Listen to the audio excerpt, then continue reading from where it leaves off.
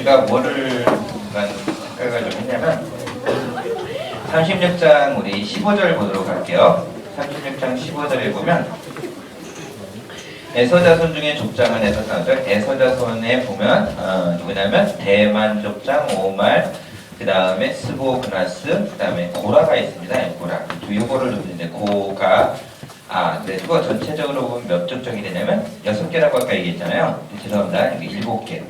제가 이 수학을 잘하는데 산수를 좀 못해요. 세는 걸 제가 잘 못합니다. 그래서 여기 이거 좀 안타깝게. 그래서 7개. 전체가 몇 개 족장이라고요? 14개입니다. 그리고 이렇게 좀 제가 이렇게 알려드려도 늘 질문을 해주세요. 그래서 같이 이렇게 수정을 하고 만들어 이렇게 할게요. 네?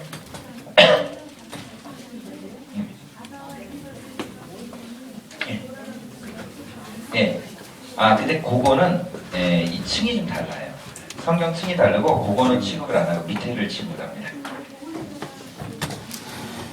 예.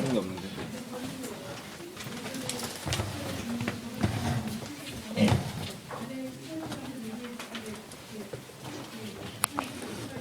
그렇구나. 그 내용이 맞을 수도 있겠지만 제가 지금 말씀드리고 있는 거는 최신의 버전 나름대로 있는 것들을 여러분한테 말씀드리겠는 거예요. 그래서 그걸 찾아봤어요 다.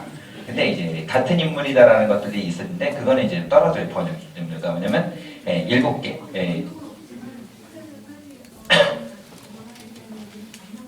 예. 그렇죠.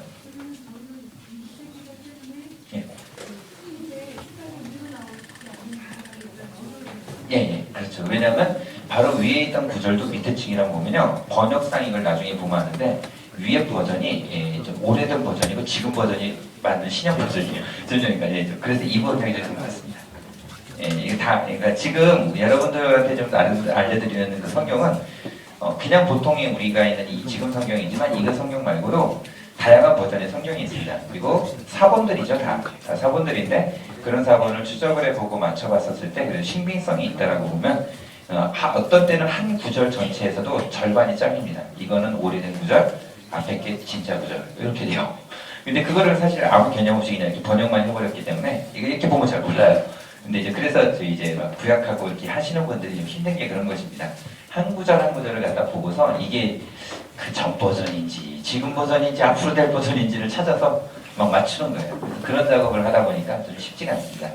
한 번은 교수님이 그런 얘기를 하시죠. 오늘은 우리 석절만 하지. 그러면 어떡하죠? 그날 죽어나는 거예요. 석절 끝내려면 여러분 8시간씩 걸려요. 8시간씩. 하나 갖고 있는 그 단어들 이렇게 찾고 또 만들어 가다 보면 쉽지 않습니다. 그리고 그 번역이 여러분 지금 말하는 건 히브리어만 번역하는 게 아니라 히브리어 자체를 어떻게 번역했느냐가 중요하거든요. 근데 이제 번역한 것이 어쩔 때는 사마리아 번역이 맞고 어쩔 때는 여기 말한 이스라엘 번역이 맞고 어쩔 때는 저쪽에 있는 갈릴리 번역이 맞고 이래요. 지역만서 그런 것이 아니에요. 그 다음에 또 하나는 어떤 이탈리아에서 번역한 누구의 어떤 권위자가 있는데 그 번역이 맞다. 이렇게도 나와요. 그러니까 그거를 찾아가서 여기 이렇게 쪼개가지고 찾아보려면 좀 시간이 많이 걸립니다. 그래서 그렇게 찾아서 딱 하고 보면 이제 진짜로 시간 막 엄청 걸려요. 난리 나는 거죠. 그냥 아무것도 못하고 그냥 그것만 붙들고 이렇게 하는 거예요. 자, 그래도 하시는 얘기는 무엇이냐면 여기까지 말했던 것은 우리가 발견한 것이다. 앞으로는 더 놀라운 신학자가 발견하면 지금의 견해를 다 내려놔야 된다. 이렇게 얘기를 하고요. 아까 말한 대로 그 고라가 2번 반복이 되었을 것이다라고 얘기하는 것도 있지만 제가 나름대로 이렇게 찾아봤던 조사와 우리들의 얘기에 있어서는 2번 반복이 아니라 다른 사람일 것이다. 동일입니다. 그러니까 동일이니까 이름만 같은 2사람이다. 이렇게 얘기를 해요. 그래서 좀 다르게 얘기합니다. 자, 왜 그러냐면 그 이름이 동일한 이름으로 같이 쓰이는 경우 많죠. 많죠. 네. 왜냐면 고대 언어에서는 언어가 발달되지는 않았습니다. 그래서 좀 단순한 이름들을 같이 이렇게 많이 반복을 해서 써요. 그리고 특별히 유명한 사람을 잘 씁니다. 유명한 사람을 잘 써요. 그래서 그 사람처럼 되길 원한다. 이런 게 있어요. 그래서 그 번역에 대해서 그 부분을 보면 이게 이제 다른 인물이다. 이렇게 추산을 합니다. 자, 조금 이해 가시죠? 그냥 이해만 이렇게 하시고 우리나라에 지금 제일 나름대로 앞서 있는 번역이 개혁개정이잖아요. 이 개혁개정이 1960년대에 번역하고 한 번도 번역을 안 했다가 이번에 번역된 게 개혁개정이에요. 이 개혁개정이 번역이 됐는데 개혁개정 번역을 의역을 거의 안 하고 대체적으로 원문에 좀 충실해 보겠다고 해서 번역을 했습니다. 근데 이 번역도 많이 좀 의역된 거고 이것 말고도 지금 번역하고 있는 책들이 많습니다. 지금 번역되고 있는 것 중에 하나가 이제 창세기만은 제가 알기로 번역이 다 됐고 출애굽기도 아마 뭐 나온다는 얘기가 있어요. 그렇게 지금 하나씩 책을 만들어가고 있습니다. 근데 그렇게 만들어가고 있는데 예루살렘에서는 우리 예루살렘에서 나와 있는 전체에 있는 책을 한번 번역을 해보겠다고 해서 번역을 하고 있는데 구약만 번역을 하고 있습니다. 근데 그 번역하는 듯이 지금 앞으로 30년이 걸린다 이렇게 얘기하고 있어요. 근데 지금까지 한 게 신명기인가 여호수아인가까지밖에 안 됐습니다. 예, 그 번역이 완역이 다 돼서 나왔다 그러면 이제 지금까지 있던 모든 좋은 주석들이나 이런 게 한마디로 머리 숙이고 다 이제 폐쇄가 되는 거죠. 이 번역이 맞아. 뭐 이렇게 정도 나올 정도로 좀 그렇게 정도 되고 있어요. 네, 그거는 30년 후의 일입니다. 네, 될까는 안 될까는 모르겠어요. 제가 알기로는 그 전에 예수님 오시지 않을까 생각하는데, 예, 그러나 그 생각을 하시고 계시더라고요. 뭐, 그래요. 자, 중요한 건 이제, 대충 이해가시죠? 네, 또 나중에 또 다시 한번 볼게요. 자, 다음에 어떤 일이 있었냐면 38장. 38장은 갑자기, 분명히 요셉 얘기 나오는데, 38장은, 제목이 뭐죠? 장 제목이? 네, 이게 유다와 단말이라는 얘기로 바뀌잖아요. 그래서 남들이 볼 때 이거는 그다음 39장은 다시 뭐로 시작돼요? 요셉 얘기로 넘어가거든요. 그래서 38장이 37장과 39장을 갖다가 전혀 그냥 개조치 않고 있는 사이에 껴있는 그런 본문은 아닌가라고 합니다. 그런데 그 번역하시는 해석하시는 분 중에 한 분이 이런 얘기를 했어요. 뭐라고 그러냐면 이것은 그 사이에 전혀 다른 본문이 아니라 반드시 연결되어 있는 본문이다. 이런 얘기를 했어요. 즉, 그 안에 포함되어야 된다라고 그래요. 왜 그러냐면 38장 1절에 보면 뭐라고 나와있어요? 그 후에라고 나오죠. 그 후가 언제냐고. 누가 이거 팔자고 얘기했어요? 유다입니다. 그리고 진짜 그걸 팔았다라고 얘기하고서 했었을 때 그 나타나는 수많은 그 가족들끼리, 즉 뭐냐 형제들끼리 있었던 모든 사건들, 그리고 아버지한테 그걸 고백했을 때 아버지가 맨 끝에 37장 맨 끝에 보면 그러거든요. 스올로 내려간다. 뭐 이런 얘기들을 이렇게 하는 거 굉장히 좀 비통한 아주 이런 도를 끝나요. 그래서 그 후에 라고 나오면서 유다가 어디로 가요? 이 모든 가족들의 관계를 멈추고 딴 데로 튀어갑니다. 홀로 저기 딴 데를 간다는 거예요. 이해가시죠? 그래서 연결된 본문으로 보시는 분들이 있습니다. 그리고 저도 역시 거기에 대한 견해로 저도 이렇게 동의를 하고 나갔는데 그때 어디로 가냐? 38장 1절이 어려운 죄로 갔습니다.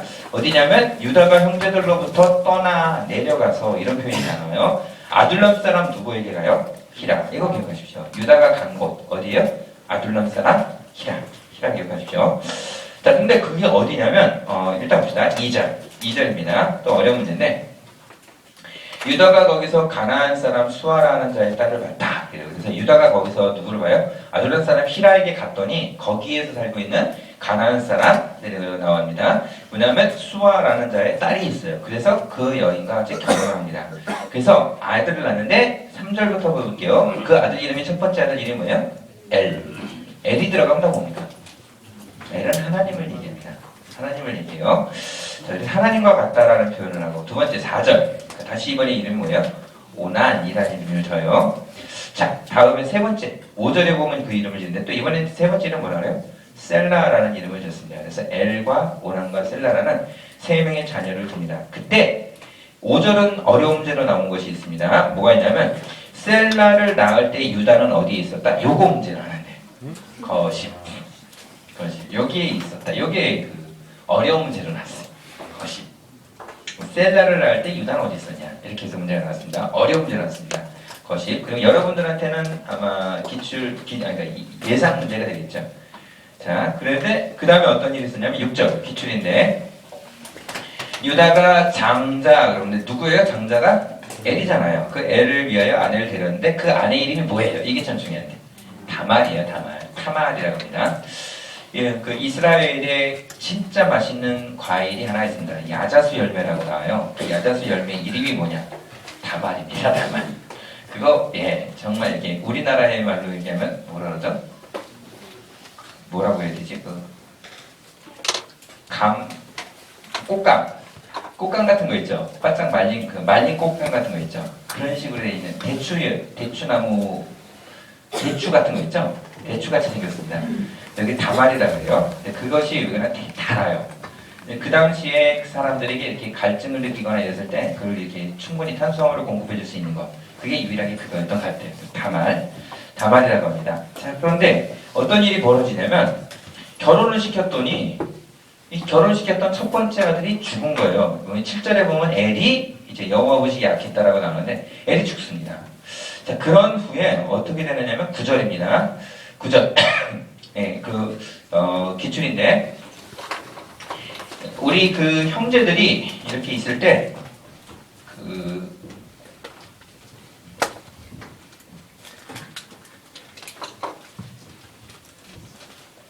형제들이 이렇게 있을 때 첫 번째, 그러니까 형제들이 이렇게 있고, 그다음 있을 때 이들 중에 이제 첫 번째 지금 부인이 뭐냐 다물이 된 거잖아요. 자, 그런데 이 형이 죽었어요. 그러면 어떤 일이 벌어지냐면 형으로부터 시작해가지고 물론 동생들에게는 분깃을 주지만 이 땅 전체를 준 것은 이 땅을 주신 것은 누구다?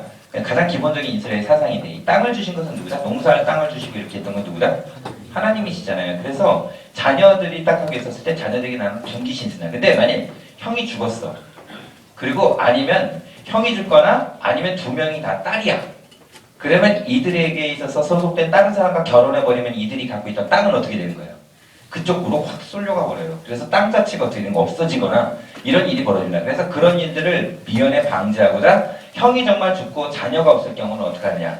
바로 두 번째 동생이 뭐예요? 여기 있던 형수를 취하고 자녀를 낳습니다. 그럼 그 자녀는 누구예요? 여기 있던 첫 번째 형의 땅이 되는 거예요. 첫 번째 형의 자녀가 되는 거예요. 무슨 얘기 아시겠죠? 그래서 이들의 땅이 사라지지 않고 계속해서 종족들이 거기에서 그 땅을 갖고 농사를 하고 살아갈 수 있도록 만든 제도. 이걸 뭐라 하냐면 형사, 취수, 제도 뭐 이렇게 얘기를 해요. 형이 죽으면 취한다. 누구를 취해요? 형수를. 아셨죠? 이런 제도가 있고 이것과 똑같은 제도를 이름을 뭐라 그러죠? 고엘 제도라고 합니다. 이런 제도가 있다는 거예요. 그래서 이것 때문에 나중에 어디냐면 룻기 있죠. 룻도 동일하게 이런 개념을 해가지고 그 땅을 이렇게 또 받기도 하고 이런 어떤 고엘 제도 혹은 형사 취수 제도라고 그래요. 그 제도로 이렇게 딱 하고 나가는데 어떻게 했냐? 오난이 또 이제 그것에 대해서 또 안 그랬네. 그래서 그렇게 넘어가고 다음에 세 번째 12절입니다. 12절이 아니라 이제 11절에 보면은 제가 읽을게요. 어떻게 되냐면 이제 마지막 아들, 둘째 아들도 또 죽어요. 여기는 오난도 죽고, 그다음 세 번째 아들이 셀라인데 얘는 어렸어. 그래가지고 가만히 보니까 아빠가 보니까 어떻게 된 게 다말한테 가니까 첫째도 죽지, 둘째도 죽지 이러니까 아빠가 볼 때는 얘네가 문제다라고 생각한 게 아니라 누가 문제라고 생각한 거예요? 분명히 다말이 좀 뭐 이상한 거 아니냐 이렇게 생각을 한 거지. 그래가지고 어떻게 하냐면 여기 있던 세 번째는 어리니까 얘는 주지를 않았어요. 근데 그것을 보고 얘가 장성할 때까지 기다려라 라고 했는데 사실 다말에게 잘못이 없잖아요. 근데 이 다말이 가만히 보니까 어떻게 되냐면 아무래도 안 되겠어요. 그래가지고 어떻게 되냐면 12절 있는데 이거는 어려운 문제 났습니다. 유다의 아내 수아의 딸이 죽은지라 라고 나와 있는데 누구냐면 유다의 아내 수아의 딸이 죽었다 라고 딱 하고 나옵니다. 지금 쭉 하고 올라가 보면 아무튼 딸이 죽은지라 그 다음에 후에 보면 유다가 위로를 받은 후에 친구 누구야? 아들람 사람 히라와 함께 딥나로 올라가 양털 깎는 데 있는 그래서 유다가 갔었던 곳이 나오는데 어디라고요? 딥나 기억해주세요. 딥나라고 합니다. 딥나를 좀 더 얘기하면 어떻게 되냐면 14절 볼게요. 그가 과부의 의복을 벗고 너울로 얼굴을 가리고 몸을 힘쓰고 딥나 길곁 에나임 문에 앉았다 이렇게 나와 있어요. 그래서 딥나로 갔다는 걸 꼭 기억해 주시고 그래서 그때 당시에 그 누구냐면 여기 있던 다말이 간 곳, 다말이 시아버지를 만나러 간 곳은 어디였냐? 그건 시아버지가 간 곳은 어디였냐? 이렇게 나와 있습니다. 자, 그래서 거기가 어디라고요? 딥나. 좀 더 자세하게는 뭐 이렇게 에나임 문이라고 나오는데 여기 갔습니다. 갔는데 거기서 이제 그 여인을 보고 이제 유다가 이제 딱 하고 그 여인에게 가게 됩니다. 그랬을 때 이제 자기가 뭘 이렇게 염소 새끼를 주려고 했는데 그 염소 새끼를 주려고 했던 그 돈으로 주려고 했었는데 그것이 없다고 하니까 담보물을 달라고 합니다. 그래서 18절 기출인데 유다가 무슨 담보물을 내게 주랴? 이는 당신의 무엇을 준다 그러죠? 도장과 끈과 지팡이 이 세 가지를 갖다가 주었다라고 얘기해요. 그래서 그 먼저 담보물을 주고 나중에 염소 새끼를 보내주겠다 이렇게 얘기를 하는 거죠.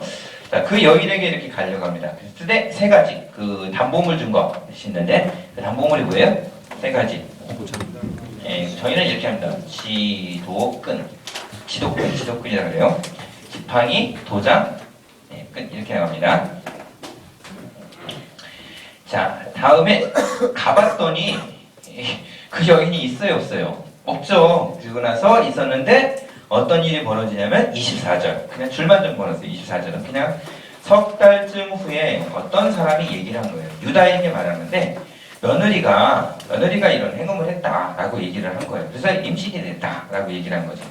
그랬었을 때 그 여인을 그러면 아니 이럴 수가 어떻게 그러면서 당장 잡아내라 이렇게 얘기했죠. 그렇게 얘기했는데 뭐라 그러냐면 이 나를 이렇게 했던 사람이 이 담보문 이거 때문이다. 그러면서 이 사람이 날 그랬다 그런 거예요.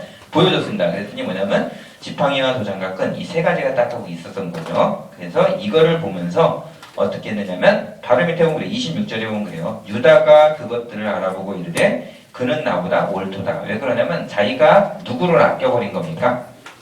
셀라를 아낀 거죠. 사실은 이건 하나님에 대한 법 중에 하나예요. 땅을 잃어버리지 않게 한다는 법 아니에요. 첫째가 죽고 둘째가 죽었었다는 거 분명히 유다는 잘 몰랐지만 분명히 하나님이 여호와 보시기에 악했다고 나오거든. 이쪽이 아니라 이거거든.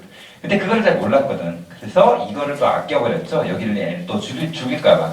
근데 사실은 죽을까봐 그랬지만 사실 그런 것들이 아니었잖아요. 그래서 이 여인이 이제 오히려 그냥 시아버지 얘기를 해가지고 그래서 자녀를 태어나게 되는 일을 보게 됩니다. 근데 이 모든 일들에 대해서 가장 원인은 누구였어요? 그러면 어떻게 보면 다말이 아니라 원인이 누구예요?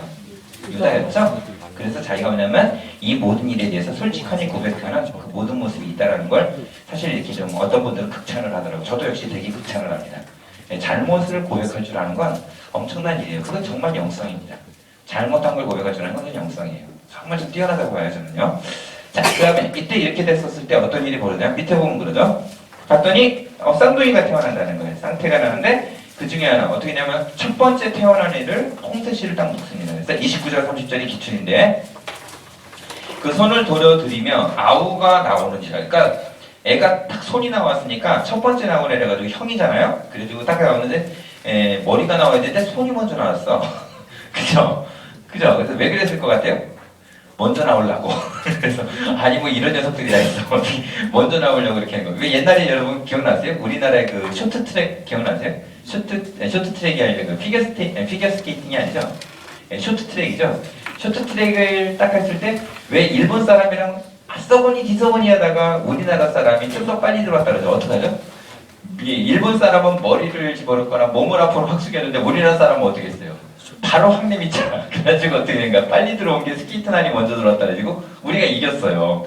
그것처럼 지금 여기서 뭐냐? 먼저 나가려고 손부터 내민 거야, 이 녀석이.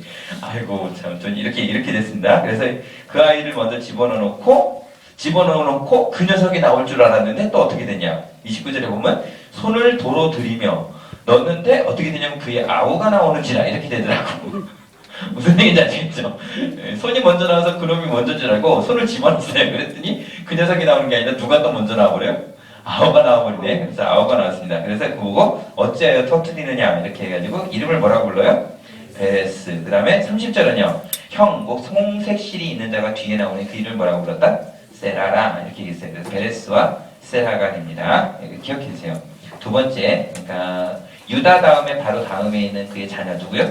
베레스와 세라. 그래서 유다 지파로 인해서 베레스로 인해서 헤스론, 람, 암미나다, 나손, 살몬, 보아스, 오벳, 이세, 다윗 이렇게 해서 나오는 거예요. 베레스가 지금 이렇게 연결이 돼서 쭉 하고 흘러가는 것입니다. 다음에 이제 39장은 다시 이제 이런 일들을 겪고 나서 유다가 어떻게 하느냐? 다시 복귀를 합니다. 그래서 형들에게로 와요. 네, 물론 그렇다는 얘기는 자세히가 나오진 않지만 분명히 그것은 이제 추정을 해볼 수 있어요. 39장은 이제 요셉의 얘기를 다시 이제 돌아가게 되죠. 자, 1절 기출입니다. 요셉이 이끌려 애굽에 내려가서 바로의 신하 치위대장 애굽 사람 누구라고 그러죠? 이건 좀 중요한 사람인데 보디발 꼭 기억해 주시죠. 그를 갖다가 딱 하고 해서 이스마엘 사람들에게 샀다라고 나옵니다. 그런데 신기한 일은 이때부터 어떤 일이 벌어지냐면 2절에 보면 그래요. 여호와께서 요셉과 함께 하심으로 그가 형통한 자가 되었다라고 나와 있습니다. 그래서 하나님의 그 섭리 중에 하나는 무엇이냐면 하나님이 여러분들 비전을 다루는 사람에게는 꼭 하나님이 뭐를 겪게 하시냐면 사람들과의 관계를 가끔 끊을 때가 있어요. 이렇게. 그래서 관계가 끊어지는 것 같은데 사실은 그것이 하나님께 더 집중이 되는, 그리고 하나님이 오히려 더 많은 걸 부어주시는 그런 것들을 이렇게 경험하게 돼요. 그리고 사람과의 관계에 대해 연연했던 사람들로부터 이렇게 관계가 그렇지 않다, 하나님과의 관계가 더 중요하다라는 부분을 깨닫게 하시는 시간이 꼭 있어요. 비전가는 꼭 그렇습니다. 이것을 가지고서 딱 경험하게 되는데, 그때 뭐냐면 형통한 자가 되어 애굽 사람의 집에 있었는데, 그때부터 가만히 보니까 3절에도 그럽니다. 또 여호와께서 그의 범사에 형통하게 하심을 그 사람들이 보게 된 거예요. 그 사람들 예수님 알까요? 모를까요? 모르거든요. 애굽에는 수많은 신이 있어요. 아주 잡신은 아닙니다. 그렇다고 뭐 수많다라고 얘기한 것도 제가 표현은 그렇지만, 아무튼 애굽에는 유명하고 정통한 신들이 있어요. 그 신들보다 하나도 모르고 있는 하나님이라는 분이 막 앞서기 시작하는 기적 같은 일이 벌어지는 거죠. 어떻게 된 게 막 형통하게 되는 거예요. 막 뚫리고 개가 일하면 이렇게 되는 거 있죠. 제가 오늘의 교회에서 이렇게 훈련 받을 때 제 팀장으로 지방에 이렇게 내려가서 제가 이렇게 사역을 했습니다. 여름에면 가고 겨울이면 가는 그런 이제 비전 트립이죠. 그래서 어린이를 이렇게 돕고 막 이렇게 하는데, 그때 어떤 한 자매가 참 은사가 있어. 그 자매는 어떤 은사가 있냐면 이 정리의 은사가 있어요. 그래가지고 우리가 어떻게 하냐면 그 누나가, 이제 한 누나가 음식을 하는 그 누나인데, 그 누나는 막 음식을 해야 됩니다. 그러면 안에서 빠글빠글한 애들, 그러니까 그 교회에서는 예배 드리면 7명밖에 예배 안 드리고 뭐 10명이서 예배 드리던 그런 애들을 우리 팀이 다 내려가니까 20명 이상이 내려가지고 한 22명 정도가 내려가가지고 동네를 휘젓고 다니면서 다 애들을 긁어먹은 거예요. 그래서 교회라는 데를 처음으로 소개한 거예요. 그 월광이라는 곳, 합천희인사라고 하는 우리나라 팔방대장경에 있는 그 바로 밑에 있는 교회 이름이 월광교회예요. 교회 이름도 너무 웃겨. 지금 뭐죠? 불교 이름이야 월광. 안 그러면 교회 이름을 못 걸게 하겠다 그래가지고 그걸 걸어놓은 거예요. 그래서 교회 이름을 거기다 이렇게 했는데, 애들 7명 있고 10명 있는 곳에 우리가 다니면서 애들 50명 이상을 모아가지고 딱 애들을 간다는 거예요. 걔들 음식해야죠. 우리 또 청년 다 20명 이상 음식해야죠. 뭐 전도사님 가족도 우리가 음식해야죠. 뭐 이런 건, 그쪽은 거기에 딱 들어서 막 하니 뭐 쌓이는 게 장난이 아니죠. 문님을 쫙 하고 막 이렇게 2사람 들어가서 이래도 엄청나게 쫙 하고 쌓이잖아요. 근데 너무 놀라운 거 뭐냐면 이 자매가 싹 지나가면 정리가 다 돼 있어. 이쪽 방 가면 또 다 돼 있고 이쪽 방 가면 다 돼 있고, 같이 간 사람은 오히려 힘들어하는데 그 자매는 아주 기가 막히게 아주 이거 잘하더라고요. 그래서 야, 저 은사다 이렇게 했거든요. 여기서 보면 그래요. 범사에 형통하게 된다니까요. 그 사람만 가고 이러면 요새만 가서 일하면 막 이게 다 뚫리는 거예요. 안 되던 일들 다 되는 거죠. 그래서 4절 기출입니다. 요셉이 그의 주인에게 은혜를 입어 섬김에 그가 요셉을 가정총무로 삼았다. 이것도 그 기가죠. 가정총무라는 얘기. 자기 소유를 다 그 안에 미치겠다. 이렇게 기출이었는데 뭐냐면 요셉이 가정총무가 된 장은 몇 장이냐고, 이것도 나온 적 있어요. 39장입니다. 어려운 문제 중에 하나였던 것 같아요. 기출이긴 하지만 이런 거 어떻게 탁 나왔을 때 답답하죠. 네, 그런 다음에 하나님께서는 또 신기한 일은 가정총무를 삼은 때부터 또 뭐냐면 5절에 보면 그래요. 복을 그의 집과 그의 밭에 모든 소유에 미치겠다. 이렇게 나와 있어요. 하나님의 일하는 사람 중에 하나의 참 특징 중에 하나인 것 같아요. 가만 없는 기적적인 일이 일어나는 거. 이게 하나님의 사람의 역사 중에 하나예요. 꼭 기억하시기 바랍니다.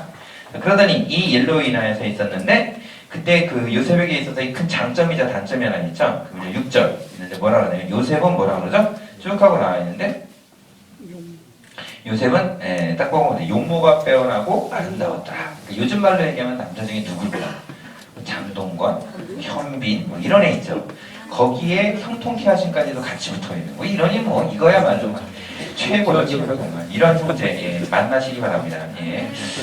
있을까? 성경 인물 중에 이렇게 뛰어난 사람이 5사람 미만입니다. 5사람 미만이에요. 그러니까 5사람 미만이니까 너무 그것에 대해서 그렇게 잊지 않기 바랍니다. 5사람 미만이에요. 그 중에 한 명입니다. 그런데 7절에 보면 이제 어떤 일이 벌어지냐면, 그 주인의 아내가 요셉에게 이제 뭐 눈짓을 하고 뭐 농춤했다는데, 참 되게 재밌는 표현이 히브리어로 눈짓을 했다. 눈짓을 했다. 참 재밌는 표현인 것 같아요. 자, 그랬는데 이제 뭐라고 그러냐면 9절에 보니까 이제 그러면 이 집에는 나보다 큰 이가 없으며 주인이 내게 금한 것은 없어도 당신뿐이다. 이렇게 합니다. 그래서 내가 어찌 이 큰 악을 행하여 뭐라고 나오죠? 하나님께 죄를 지니까 이렇게 나왔어요. 근데 이게 참 이렇게 보시면 돼요. 어떻게 보면 지금 요셉에게는 이 사람을 통해 가지고 풀려날 수도 있는 좋은 기회가 될 수도 있지 않겠어요? 왜냐하면 시위 대장의 아내이기 때문에. 내가 고향에 돌아갈 수도 있잖아요. 그렇지 않습니까? 왜냐하면 외국에 그 엄청난 그 힘을 힘입어서 충분히 풀릴 수 있는 기회도 되지 않겠어요? 아, 그래 이게 어쩌면 하나님의 뜻 아니야? 아, 아니라니까. 이런 것 보고 하나님의 뜻이라고 우기지 마세요. 하나님의 뜻은 죄를 지으면서 하나님의 뜻이라고 우기는 거 아닙니다. 하나님의 뜻은 죄라는 것과 거리가 멀어요.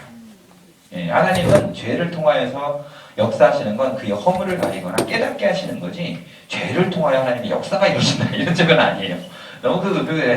이 요셉은 형들에게 관계 가운데 시달려 봤기 때문에 알아요. 아무리 사람의 관계를 붙잡으려고 해봐야 그 관계는 오래가지 못해요.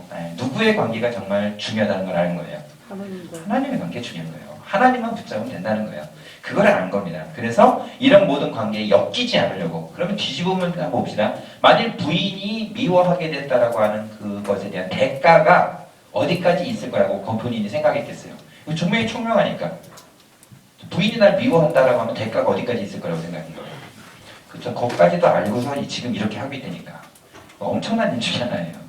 어떻게 이럴 수 있을까? 지금 이제 뭔가 좀 안정화를 됐는데. 근데 다시 한번 이런 모험 가운데 자기 자신이 거기에 들어간 거. 이게 누구냐면 요셉이라는 인물입니다. 좀 대단하다고 생각이 돼요. 이랬었을 때 그가 이제 이 공경을 당하게 되죠. 그때 14절입니다. 이렇게 줄만 좀 걸으세요. 기출이기도 하지만 줄만 걸으세요. 기출로 표시해도 됩니다. 그 여인의 집사람을 불러 이르되 보라 주인이 히브리 사람, 이 히브리 사람의 줄 걸으시기 바랍니다. 히브리 사람이 그러니까 요셉을 우리에 데려다 이렇게 안 나왔어요. 뭐죠? 히브리 사람을 데려다 이렇게 된 거예요. 아셨죠? 그래서 이라는 면이 아니라 그래서 뭐 이렇게 됐다. 그래서 내가 그래서 크게 소리 질렀더니 도망갔다 이렇게 얘기했어요. 그 증거가 바로 이 옷이다 이렇게 얘기했다는 거예요. 19절입니다. 네, 볼게요. 19절. 그냥 제가 읽을게요. 그의 주인의 아내가 자기에게 이르기를. 그러니까 주인의 아내가 보디발에게 막 말하는 거예요.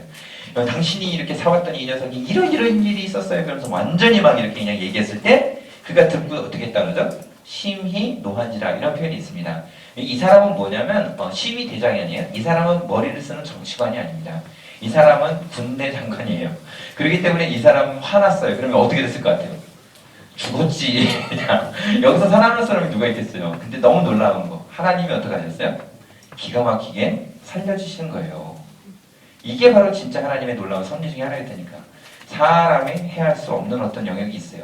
비전가는요 절대 쓰러지지 않습니다. 쓰러져도 일어나요. 반드시 기억하세요. 비전가는 포기하는 것이 아닙니다. 하나님 앞에 있는 비전가는 대충 사는 거 아닙니다. 그렇게 살면 하나님이 또 가만두지 않습니다. 자, 그동안 잘 쉬었지? 지금부터 열심히 고난 좀 받아봐? 이러면서 다시 끌어다가 다시 훈련시키고 그 다음에 힘들다 그러면 다시 또 이렇게 잠깐 냅두는 것 같다가 다시 또 훈련시키고 이렇게 하세요. 반드시 하나님 만들어 가십니다. 참 신기한 것은 보면 그래요. 그러니까 때는 좀 늦어질지 모르지만 하나님은 반드시 그 사람을 사랑하셔서 이끌어 가십니다. 그리고 하나님은 그 사람만을 통해서도 역사하시는 것이 있어요. 꼭 기억하십시오. 그래서 선교지에서 하는 말 중에 하나가 있잖아요. Why me? 이렇게 나는 왜 나냐? 저 사람 데려다 써라. 잘하지 않냐? 근데 하나님은 뭐라 그러세요? Only you. 난 너밖에 필요 없다. 걔는 걔대로 사용할 거고 나는 지금 이 일은 너 외에는 난 절대로 안 쓴다. 이게 뭐야? 하나님의 우둔함이자 거룩한 우둔함이라 그래요. 하나님은 나를 절대 포기하지 않아요. 이상한 거. 그래서 그 일을 꼭 하게 하신다니까. 물론 교만한 사람은 뭐라 하죠? Why not me? 이러죠. 왜 내가 아니냐? 나밖에 그 일을 누가 하겠냐? 이런 사람들. 그 사람들은 Why not me? 이런 얘기하죠. 그런 사람 어떻게 하죠? 하나님이 가만 안 두죠. 저희 아내처럼 가만 안 두는 수가 있어요. 자, 한 번은 집에 갔더니 그러더라고. 애가 막 혼나고 있어. 너 이거 잘못했지. 그래도 이거 엎어놓고 막 이랬잖아. 너 저기 뭐지 냉장고에 서 있어. 그러더라고. 근데 방 딱 들어가려고 그랬더니 딱 그러고 있어요. 애가 이렇게 딱 했더니 쫄아가지고 이렇게 딱 하고 거기 서 있는 거야. 그리고 있는데 제가 딱 들어갔거든요. 저를 딱 쳐다보고 그게 아니라 당신도 옆에 서 있어. 아이고 애를 정확하게 못 맞췄던 거지 그냥. 주여 아무튼 자 봅시다. 다음에 여러분 그거 아세요? 이렇게 목사로서 여러분 집에 있는 게 편해요? 교회에 있는 게 편해요? 교회에 있는 게 편해요. 교회에서 저한테 큰 소리 친다 맞습니까? 저한테 뭐라고 그러지 마세요. 다 이렇게 나이가 아무리 있어도 저한테 목사님 이거 주세요 이렇게 얘기하죠. 이제 교회 집에 가면 어떡하죠? 빨래해. 네. 아무튼 죽어라 고생하고 그렇죠. 그러나 집을 또 열심히 다녀야 되겠죠? 그러면 그러니까. 자, 다음. 자, 40장. 자, 오도록 할게요. 이번에는 어떻게 되냐면 1절입니다. 그 후에 라고 시작해요.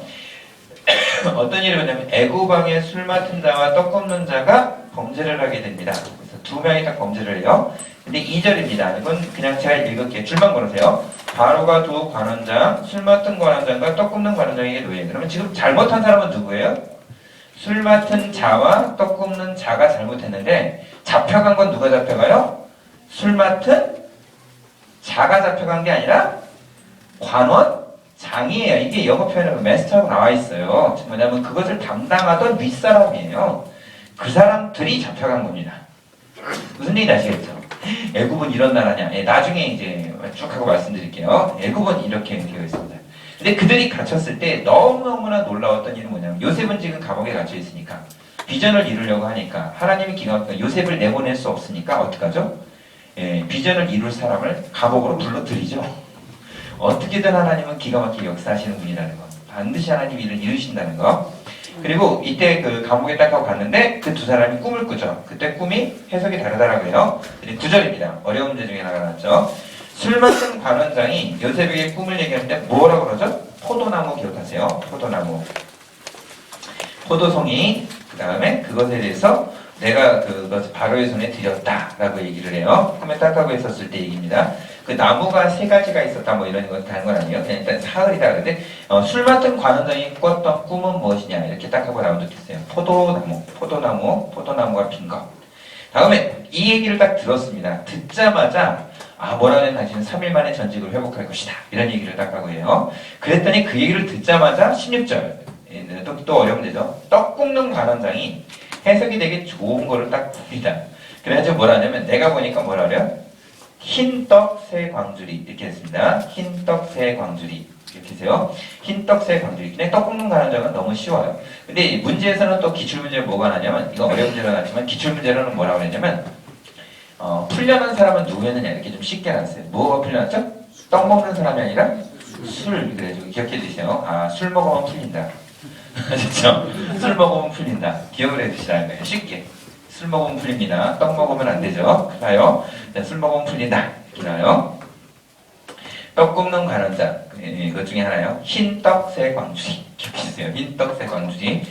그랬을 때 20절에 정말로 있었더니 그게 이제 정말로 이렇게 딱 하고 풀리게 되고 그 다음에 쭉 하고 넘어가서 있을 때 뭐 그냥 23절에 보면 그래요. 맨 마지막 절에 술 맡은 관원장은 이것을 요셉을 기억하지 못하고 뭐 했다고 그러죠? 잊어버립니다. 그 후에 41절 기출입니다. 만 2년 지금에 있는 일 이후에도 갇혀요. 그러니까 지금 요셉에게 있어서는 한번 이렇게 승승장구하려고 했다가 이제 그의 그 보디발의 아내로부터 이제 떨어졌고 그래서 영원히 갇힌 자가 되었는데 이때 그 제가 들었던 얘기인데 이집트에 가면 그 감옥이 있다고 합니다. 근데 그 감옥에 보면 감옥에 화장터도 이미 다 되어 있다고 해요. 즉 뭐냐면 한번 들어가면 어떻게 되는 거죠? 풀려날 기회가 없이 거기서 이렇게 처리가 되었다라고 얘기를 하더라고요. 근데 제가 책에서 나름대로 본 것 같은데 그렇지는 않았어요. 그건 아니고 이렇게 꼭 하나의 그 어떤 여러 가지 탄일이나 바로의 탄일이나 몇 가지 있는 명절에 의해서 풀어주는 그런 것들이 많이 있습니다. 그래서 너무 꼭 그걸 그렇게 과대 해석하시는 분이 있어서 그런데 꼭 그렇지는 않습니다. 화장터나 이런 것들 다 있었던 게 그 사람들이 죽으면 거기서 그냥 화장도 다 이렇게 하고 그랬던 뜻이지 뭐 거기서 한 번 들어가면 영원히 죽었다. 뭐 이런 쪽으로 해석하기는 좀 과대 해석이에요. 여러 가지 바로의 탄일이나 신의 탄일 이런 것들이 있을 때는 풀어줘요. 그래서 그런 것들이 있을 때 너무 그렇게 과대 해석은 하지 않습니다. 다음에 들어보면 그래요. 어떻게 되냐면 나일강가라고 하는데 그때 꿈이 그럽니다. 2절 좀 어려운 문제 중에 하나죠. 살찐 7 뭐라 그러죠? 암소. 꿈을 2개를 꾸는데 그 꿈이 뭐였냐가 어려운 문제였어요. 하나는 뭐다? 살찐 7 암소. 그다음 당연히 화려한 것이고 그 다음에 5절입니다. 다시 잠을 들어 꿈을 꾸는데 한 줄기가 무성하고 충실한 뭐라죠? 7 이삭. 이것만 기억하세요. 7 이삭. 이삭입니다. 이삭. 다음에 6절. 그거를 부순 게 무엇이냐가 또 어려운 문제로 나왔어요. 그게 뭐죠? 동풍의 말은 일곱 이상. 기억했죠? 동풍의 말은 일곱 이상. 그 성경에서 한 90% 이상은 다 바람을 얘기할 때는 무슨 풍으로 쓰면 돼요? 무조건 동풍 쓰세요. 됐죠? 무조건 동풍 쓰세요. 90%입니다. 가끔 뭐가 나오죠? 남풍이 나옵니다. 가끔 아주 적게. 그 다음 또 무슨 바람도 나오죠? 북풍이 나옵니다. 아주 적게. 그 다음 또 아주 적게 뭐가 나오죠? 서풍이 나와요. 그래서 무조건 많이 쓰는 건 뭐라고? 동풍의 동풍. 그러면 애굽에서 메뚜기 떼가 10가지 재앙 중에 출애굽에서 이렇게 됐는데 쫙 하고 몰려왔어요. 그 메뚜기를 몰아온 바람은 어디였어요? 그게 동풍이에요. 근데 이 동풍이 몰려왔는데 이 메뚜기를 또 몰아간 바람은 또 어때요? 그게 서풍입니다. 그래서 이런 문제가 좀 어렵게 이렇게 나오는 것이고 나머지는 없습니다. 그다음에 이제 저기 아가서에 가보면 나중에 나죠. 남풍아 불어라, 북풍아 불어라 뭐 이런 표현 나옵니다. 남풍과 북풍이 나오는 고기만 나와요. 나머지 것들은 다 그러지 않습니다. 다 동풍이에요, 동풍. 그 중에 좀 어려운 문제가 한 번 있었습니다. 홍해 바람을 가른 바람은 무엇인가? 이런 것이 있어요. 근데 그 답이 뭐였냐면 이렇게 가로치고 동풍 이렇게 써 있었어요. 이게 뭐야 도대체? 이런 바람이 홍해를 갈았다고 나는데 이게 뭘까 그랬었어요. 뭐죠? 큰. 자, 이렇게 써 있고 요나서에 보면 물고기가 잡아먹었잖아요. 물고기 해놓고 앞에 가로치기가 되어 있어요. 이게 뭐죠? 큰. 이렇게 되어 있는 게 있습니다. 그래서 가끔 이런 것이 되어 있으니까 보시면 될 것 같아요. 자, 일단 41장은 두 가지 꿈을 꿉니다. 근데 이렇게 꿈이 겹쳐서 되는 것도 있지만 여러분 꿈에는 두 종류가 있다고 하잖아요. 하나는 뭐죠? 드림이 있고 하나는 뭐죠? 네, 비전이 있고 그런 거예요. 하나님이 딱 주시는 그 비전의 꿈이 있습니다. 그것은 여러분 때가 돼서 해석이 될 때는요 1초가 돼서 해석이 돼요. 아 이런 것이 하나님 주셨구나 이런 것이 있고 드림이라고 하는 것은 소위 말하는 요즘에 우리나라 표현으로 얘기하면 뭐죠? 개꿈이라는 얘기죠. 이루어지지 않는 비전 여러 가지 것들 이런 것이라는 거예요. 그래서 그것이 아니라 비전이라는 꿈을 꾼 거예요. 아마 요셉은 이거를 꾸기도 하고 해석도 해주고 남의 꿈을 해석도 해주고 이런 것들이 이렇게 있습니다. 자, 그랬는데 이것에 대해서 너무 놀라운 건 뭐냐면 이제 자기가 꿈을 꿨습니다. 그런데 이 꿈을 갖다가 해석해주는 일에 보면 아무도 그 모든 것에 대해서 어떻게 되냐면 8절에 보면 그래요. 점술가와 누구를 불렀다 그러죠? 현인을 불렀다 그래요. 당시에 가장 똑똑하고 최고 잘하는 사람들이지 않습니까? 근데 그들이 전부 다 왔었는데 어떻게 되느냐? 너무 놀라운 건 뭐냐면 바로에게 그것을 해석하는 자가 없었다. 이런 표현이 나와요. 여러분 한번 생각을 해보세요. 이제 찰스 스윈돌이라는 그 목사님이 해석해 주신 것인데 여러분 여기서 잘만 하면 바로에게 아부하면 되지 않을까요? 왜냐하면 바로는 꿈의 전문가가 아니잖아요. 그렇기 때문에 얼마든지 이렇게 하면 점술가나 현인이어서 그걸 설명하면 그 말이 그렇게 그런 대로 비슷하게 돼버리면 거기에 대해 한자리 할 수 있지 않습니까? 근데 그렇게 나서는 아부꾼이나 그렇게 하는 사람이 아무도 없었다는 게 엄청난 기적 중에 하나예요. 기적이라기보다는 이게 바로 지금 소위 말하는 애굽이라고 하는 최강 국가의 시스템이었다니까. 엄청난 일이지. 정직했어요, 그들은. 이렇게 일이 함부로 그렇게 나서지 않았어요. 그랬었을 때 신기한 일은 정직이 있었을 때 어떤 일이 벌어지냐.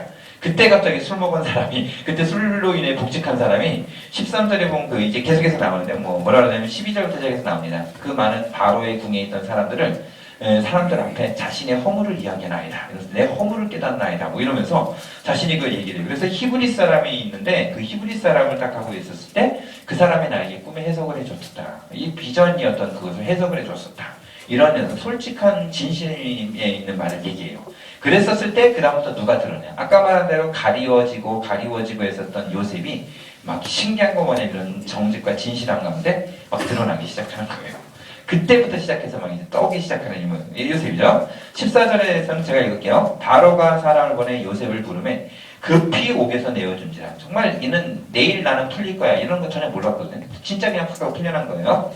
그리고 갔습니다. 갔을 때 그 얘기를 쭉 하고 합니다. 그랬더니 그것에 대해 꿈을 해석을 하죠. 25절입니다. 그러면 출마전 보세요. 25절은 요셉이 바로에게 이르는데 바로의 꿈은 하나라라고 해서 하나님이 그가 하실 일을 바로에게 보이십니다. 그 하나님이라는 표현을 썼습니다. 이거 되게 중요한 표현 중에 하나님. 애굽의 그 신들이 유명한 신들 많다니까요. 굉장히 근데 그 신 중에 하나님이라는 부분을 썼어요. 이 일에 대해서. 그랬더니 뭐라 하냐면 일곱 해는 뭐 일곱 해요 일곱 해니 뭐 이러면서 이것들을 얘기를 하죠. 그랬을 때 29절 애굽 땅에 일곱 해 큰 풍년이 있다. 기억해 줄만 걸으세요. 다음에 30절 뭐라 하냐면 후에 일곱 해 흉년. 기억만 좀 해주세요. 이 얘기는 다 알고 계시죠? 네. 그죠? 너무너무나 잘 알고 계시니까 넘어가도 될 것 같아요. 근데 쭉 하고 봤었을 때 뭐가 있냐면 38절 좀 어려운 문제가 나왔습니다. 바로가 그의 신하에게 이르되 이와 같이 하나님의 영에 감동된 사람 여기 써놓으세요. 하나님의 영에 감동된 사람 우리가 어찌 찾을 수 있으리요? 라고 딱 써놓습니다. 그래서 그때 표현 중에 하나 가로치기를 해서요. 뭐요? 하나님의 영 이거 기억해주세요. 하나님의 영 요셉을 표현한 다음 중 요셉을 표현한 말은 이렇게 해서 나온 적 있어요. 1번 하나님의 영에 감동된 자 이런 표현이 있었어요. 기억해주세요. 하나님의 영에 감동된 자. 참 대단하다고 생각이 됩니다. 그 다음에 밑으로 쭉 하고 있을 때, 그 다음에 이제, 뭐라고 그러냐면, 이 모든 일을 해낸 사람은 바로 누구냐면, 그때 그런 얘기를 합니다. 뭐라 하냐면, 밑에, 이건 나중에 할게요. 34절은 제가 넘어갔는데, 애굽 땅에서 풍년이 될 때마다 얼마씩 거두라고 얘기하는데, 5분의 1. 애굽의 그 세금 제도죠. 5분의 1입니다. 5분의 1. 거두라고 얘기합니다. 그랬더니 이것에 대해서 그런 사람을 세워서 하십시오라고 딱 하고 얘기를 해줍니다. 그랬더니 갑자기 바로 왕이 뭐라 그러죠? 이렇게 총명한 하나님의 영이 감동된 자를 누가 구하랴 이러더니 다 어떻게 하세요? 바로 이 자리는 누구 것이다? 바로 너가 이 일을 감당해라 이렇게 해서 딱 하고 맡깁니다. 그리고 자기도 뭐라고 그러냐면 자기도 심지어 뭐라고 그러냐면 40절에 보면 그렇게 얘기를 하는데 누구든지 다 내 백성이 다 내 명령에 복종하리니 내가 너보다 높은 거는 뭐다? 내가 아니라 왕좌뿐이다 이렇게 얘기한 거예요. 이 왕좌 자체가 높은 거지 나도 너보다 그렇게 하진 않다라고 얘기하는 거. 이게 바로 애굽의 큰 시스템 중에 하나였다니까요. 그날의 바로라는 왕이면요 되게 교만하지 않을까요? 최강 국가니까. 근데 그건 그런 얘기 하지 않았어요. 왜냐면 이 모든 자리가 왕좌뿐이라 이렇게 얘기한 거예요. 엄청난 표현이죠. 이게 그래서 그 당시에 하나님이 전 세계 중에 그 지역에 있는 흉년이라는 걸 대비시키려고 어떻게 한 거예요? 조그만 이스라엘을 들어쓰기에는 전 세계 사람을 먹일 수 없었으니까 어떻게 해요? 애굽이라고 하는 최강 국가에 있는 이 놀라운 시스템을 들어서 그 시스템 위에 누구를 올려요? 요셉이라는 인물을 올려가지고 이 시스템 전체를 가지고 전 세계 사람들의 그 흉년과 모든 것들을 대비했던 거. 이게 바로 이 뜻 중에 하나예요. 여러분은 기억했죠? 반드시 한국에서도 유명한 사람 되겠지만 여러분들 중에는 미국이나 어떤 나라들에 가서 반드시 하나님이 들어쓰는 높은 사람이 될 수 있다는 것. 왜? 그 시스템을 이용해서 하나님은 늘 비전을 이루시니까. 이 나라만이 아니라 전 세계를 운행하시는 하나님이시다 보니까 반드시 하나님을 이렇게 역사하십니다. 크게 역사하세요. 자, 그럼 여러분 되시기 바랍니다. 자, 그러더니 41절, 42절, 43절 있는데 여기서 중요한 거. 기출이죠, 이것도. 기출이 아니라 좀 어려운 문제 나왔습니다. 총리가 되게 하라고 그러고 42절 제일 첫 번째 뭐를 갖다 했든 준거 요셉에게 준 거. 첫 번째 자기의 인장반지, 두 번째 세마포, 세 번째 43절에 보니 42절에 계속 본 뭐예요? 금사슬.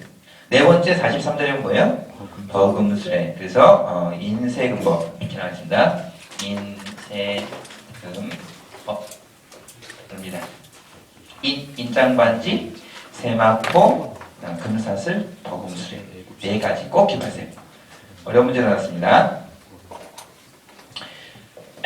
다음에 45절입니다. 그가 요셉의 이름을 뭐라고 불렀느냐면 사브낫 바네아 라고 나왔어요. 이 사브낫 바네아의 뜻이 뭐냐가 기출문제로 나왔습니다. 사브낫 바네아의 뜻, 신이 통치한다, 꿈을 꾸는 자다, 뭐 이런 표현도 있고 신이 통치한다 이런 표현이 있습니다. 신이 통치한다, 신이 말한다 이런 뜻도 있습니다. 사브낫 바네아라는 뜻이에요. 신이 통치한다, 신이 말한다, 꿈을 꾼다 뭐 이런 뜻이 다 있더라고요. 뭐 그냥 이렇게 사브낫 바네아의 뜻 이래가지고 나왔습니다. 신이 통치한다, 신이 말한다. 그 다음에 그다음에 꿈을 꾼다 이런 표현이 있습니다. 신령한 꿈이 되니까 꿈을 꾼다 이런 표현이 있습니다. 다음에 그에게 아내를 줍니다. 그게 뭐냐면 온의 제사장, 온 땅이라고 있습니다. 온이라는 그 지역의 땅이에요. 온의 제사장이 있는데 제사장 누구예요? 보디바라. 그의 딸이 누구예요? 아스낫 기억하세요? 아스낫을 줍니다. 그래서 아스낫이 결혼을 하게 되죠. 그래서 나누는데 일부 다처제인 시대에 유일하게 또 일부 일처를 살았던 4명의 족장 중에 한 명 누구죠? 네, 2명이 있습니다. 사실. 근데 누구죠? 이삭도 그러고 또 누구? 요셉도 그렇습니다. 요셉도 그래요.